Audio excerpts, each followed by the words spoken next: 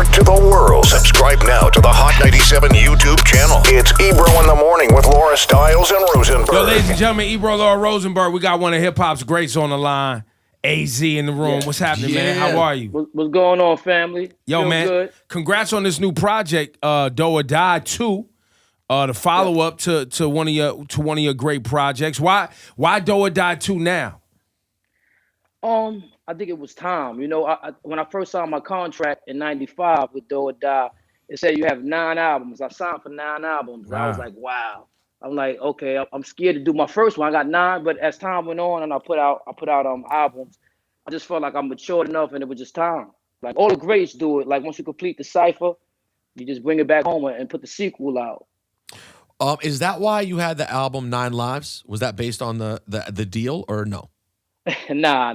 Totally unrelated. That was unrelated. I don't know how I got that title, but I just felt like, no, you know what? I do know how I got that title because by the time I got to 9 Lives, I was going from label to label to label, and I still was able to, you know, be in the game, you know? And honestly. And by the way, how did that original deal happen, yo? Like, I know we've talked about this at some point, but EMI always felt like random. Like you were, for a while, it felt like you were one of the only artists, you know, who I was looking for music on that label. Like there weren't a lot of rap artists there.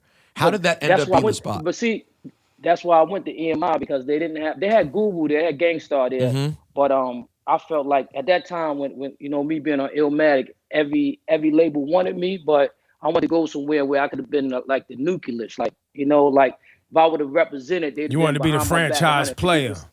There we go. Now you're talking. That's what I wanted, and it was like that until they folded. Right. It folded after the first album. It was over. When you look at your contemporaries right now, did that also inspire you? I mean, you've consistently, you know, looking at your album dropping, you put out an album in 2019, you put out 2015, 2009. You've been fairly consistent, you know what I mean? With some, you know, missing some years.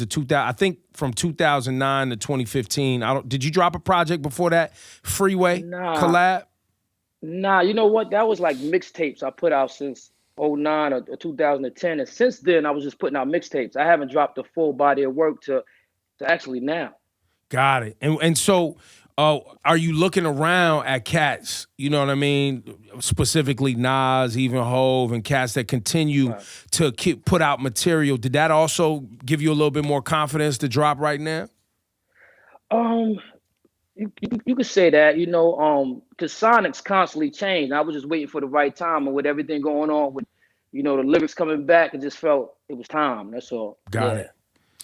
Yeah. Man, I just wanna take this moment while we have AZ here. You know what I'm saying? Like to really give you your flowers, man. You are one of those voices in hip hop, bro, that is so iconic.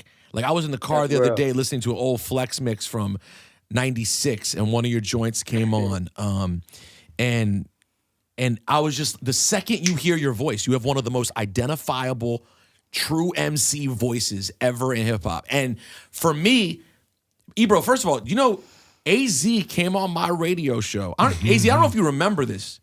You came on my talk radio station in DC. You remember that?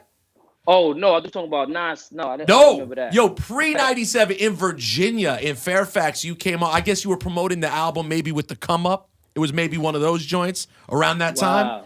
Okay. And I just always have felt like you were this really incredible voice.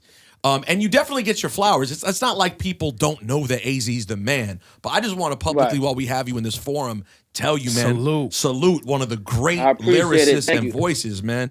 And joints, not just Do or Die. I mean, listen, Do or Die it's a classic album.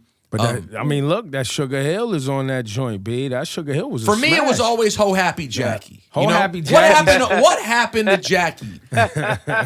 How you go there out of the whole joint, the whole album? Yeah, that was a saying in the hood, so I took that and ran with it. That's one of them chicks that just they with whatever and trying to just get their money up. The gold diggers. That was my gold diggers back then.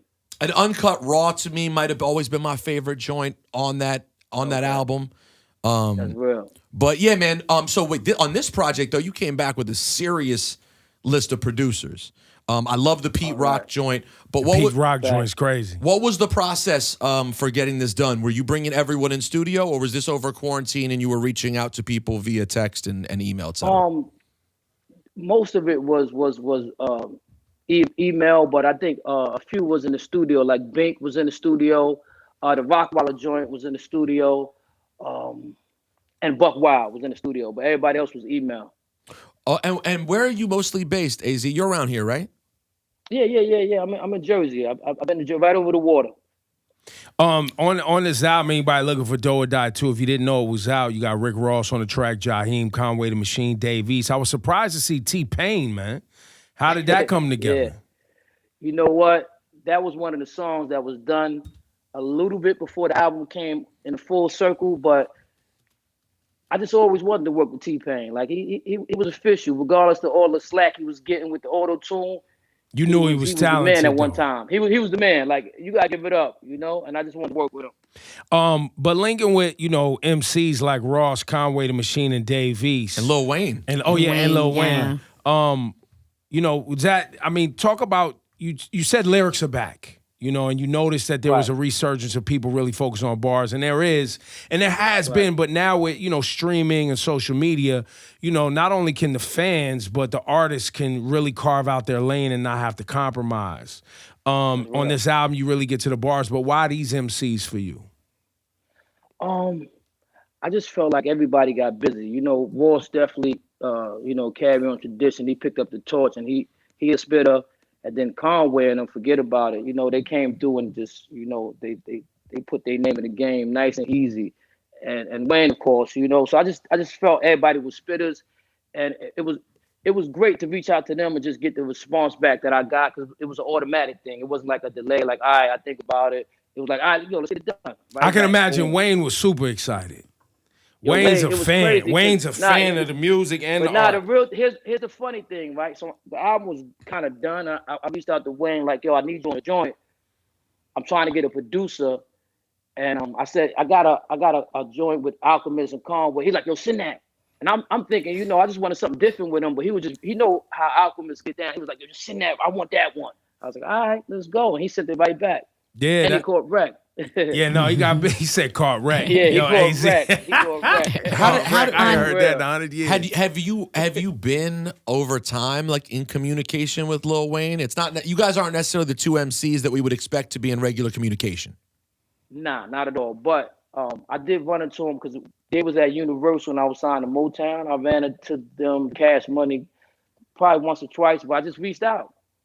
And damn, that must feel good too, to get that kind of respect from people, where you just reach out, you're dropping an album, and boom, they send it over. That's got to feel good, man.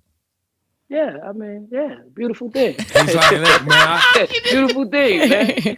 Listen, on Conversations with God, how did you decide? Why did you decide to bring Idris Elba? That was unexpected. Oh, yeah. When the album was done, I was like, I need something. It sounded like a movie. Sitting in the studio with my peoples, and it was like, yo, we need something to really intro it, and we just went through a couple of names, and he got that voice. He got that voice. He's like, yo, he the one. And I reached out to him, and he was like, yo, I don't really do intros to albums and shit like that. I was like, all right, cool. He's like, but let me hear what's going on. Because I met him when I was on tour with Nas on Rock the Bells and shit, and he was telling me he liked my music. So I just reached out. He listened to the songs I sent him. He's like, all right, let's go. Let's do it. So it was the same vibe. Everything was the stars lined up. Let's run the intro to the album so people can hear how the album starts, and then let's play that. I really like that Rick Ross joint, man. Never Enough. That's joint hard, man. Let's play that. AZ's here right now. Do or Die 2. Look, we would call you an OG. We call you a legend in the game. That's what we call you. What's one of your favorite classics? Do you have a classic record that's one of them ones that you love to hear? Because I know not all artists like to hear their material, but is there something classic that you like to hear of your own? Sugar Hill, man. I really love that. That's like the inception. So every time I hear Sugar Hill, it's like, wow, I jumped in the game not knowing it was going to do what it did. And, I appreciate Shout that. to Miss Jones on the hook. Shouts to Miss Jones. Jonesy on the hook. She bodied that, man. Yo, now, is there tour plans? Like, now that COVID is lifting, are you getting back out on the road? people booking AZ. What's the zone for you? Oh yeah. I'm doing shows, but I'm trying to lock in a tour. It's definitely tour time, but I got a couple of spot dates coming up. There it is, man. Well, it's good to see you, man. Salute, Thank man. you for And having so is me, this man. now a beginning of a more consistent release process for you now that you're getting the love? You seeing the love, you seeing the fans can, Yeah, Cats is really getting into the streaming thing, you getting into the social thing more aggressive. So now we're going to get more consistent work. Guaranteed. I'll be dropping more soon, real soon. You have to remember this about AZ, okay? He's rich. He's going to drop when he feels like dropping. He's not doing this. He's not checking the statements every week to see if the streams did okay. He's good. So whenever you feel like it, we're here for it, bro. Thank you. Thank you, man. I appreciate y'all for having me. Of course, man. Take care. AZ, go get that Do or Die 2.